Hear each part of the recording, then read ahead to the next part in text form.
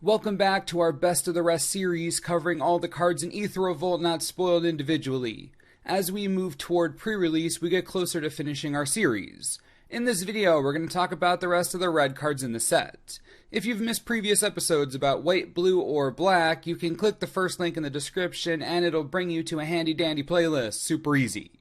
And if you enjoy this video and videos like these, be sure to hit that like button, helps out a lot. Alright, let's do this thing. Chandra's Revolution is 4 mana for a sorcery. It deals 4 damage to target creature, tap target land. That land doesn't untap during its controller's next untap step. Holy crap, this thing is a bomb for a common. 4 damage to a creature is already something that I'm definitely excited about, but putting your opponent down 1 land next turn, yes please. I know it's sorcery speed, which isn't ideal, but when you're effectively setting your opponent back a turn for 1 turn, that could be all the advantage you need. Certainly a playable burn spell, definitely worthy of limited deck inclusion. Also, it completes the art with Pia's Revolution. Oh, it's like family bonding. Destructive Tampering is 3 mana for a sorcery. Choose 1. Destroy a target artifact, or creatures without flying can't block this turn. I do enjoy the flexibility, I really do. And this card does come with 2 powerful red abilities, but 3 mana at sorcery speed? It's a pretty steep price to pay for said abilities. If you're playing an absurdly aggressive red deck in Limited, maybe that second ability is worth playing to wipe their board of blockers, but even then, this is clunky. I suppose it's probably best out of the board of an aggressive deck, and you bring it in when you're against artifact-heavy strategies. That way both modes are sufficiently useful. That'd be when I play it. Emerald Gear Smashers, 3 mana for a 2/3 human warrior. You can tap it and sacrifice an artifact, and the Smasher deals 2 damage to each opponent. It's a nice way to trigger Revolt, so I'm on board here. The problem is that you need a lot of artifacts to make this decent in limited play. But to be real with you, I see this as more of a budget commander card. There are plenty of red-based commander strategies that love to sacrifice artifacts. And if you're on a super budget, the Smasher isn't so bad in Duretti, Slowbad, or even something like Feldon. It's just a thought. Enraged Giant is 6 mana for a 4/4 giant with improvised trample and a haste. Alright, this might be my favorite non-rare creature in the entire set for Limited. I did not see something like this coming. Enraged Giant is a beefcake. 6 mana for a 4/4 with trample and haste? That is not bad. Trample is powerful. Improvise really brings us into Value Town though. If you can get it even 1 or 2 mana cheaper, you're looking at an affordable, giant, fast bomb. Even if you don't have a lot of artifacts, I see this as good. High priority red and common, as far as I'm concerned, this thing is a beast. Frontline Rebel is 3 mana for a 3/3 human warrior that attacks each combat if able. This is an alright filler card. 3 mana for a 3/3, that'll work. There are plenty of 2/3s running around, and 3/3s are great at dealing with those. You do have to attack each combat, but if this drops on turn 3 and you're attacking by turn 4, there are a good many decks that still won't have anything on the field that can block it. Nice pressure, and you can use this to crew vehicles pretty easily, avoiding the must-attack trigger. Rebel is actually decent. Gremlin Infestation is 4 mana for an enchant aura, enchant artifact. At the beginning of your end step, it deals 2 damage to enchanted artifact's controller. When enchanted artifact is put into a graveyard, create a 2/2 gremlin. I will take Stab Wound all day. This is the coolest version of Stab Wound we've seen in a while, and for those who don't know, Stab Wound was a first pickable monster of a card. Gremlin Infestation, while being more expensive, will leave you with a creature, and until then, they take shocks to the face.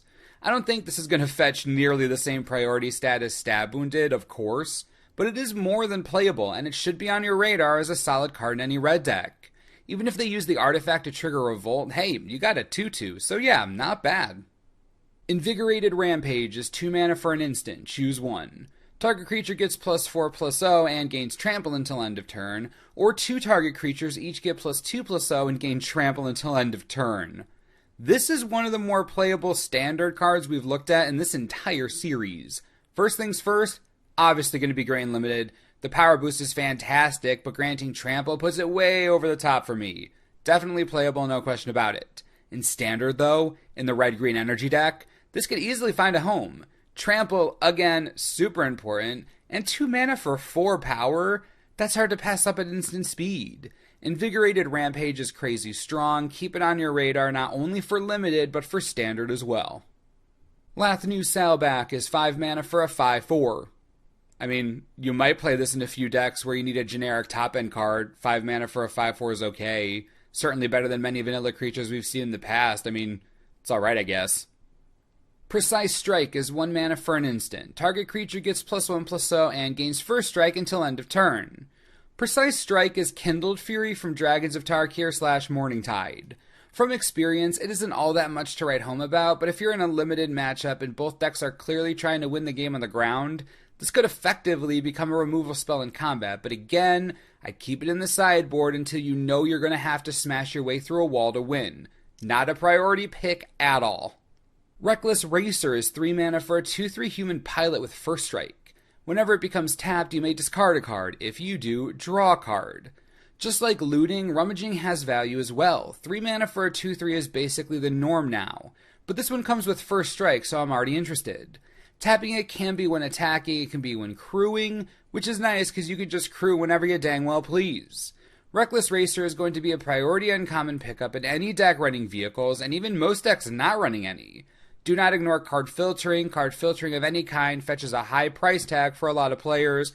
Don't expect this card to last in packs for long. It's pretty solid. Scrapper Champion is 4 mana for a 2/2 human artificer with double strike. When it enters the battlefield, you get 2 energy. Whenever it attacks, you may pay 2 energy. If you do, put a +1/+1 counter on it. Mother of what? Scrapper Champion is the real deal. This is an uncommon with a rare level limited power. Definitely a priority pick. 4 mana is a lot, but double strike is formidable, and it comes with enough energy to activate itself once, and it'll be a 3/3 when you go into combat. 3/3 with double strike for 4 mana? This is first pickable. Probably the most first pickable card we've looked at today, maybe one of the most first pickable uncommons in the entire set. This card is crazy strong, just wow. Wrangle is 2 mana for a sorcery. Gain control of target creature with power 4 or less until end of turn. Untap that creature. It gains haste until end of turn. I can absolutely get behind this ability. It's a mini active treason and I love it. 2 mana is the perfect cost. Sorcery speed makes sense, of course. I don't necessarily think this is going to be an auto-include in any limited strategy, but I do think that this is a great direction for cards like this to go in. I love the design. Still not an amazing card, but the design, it's real good.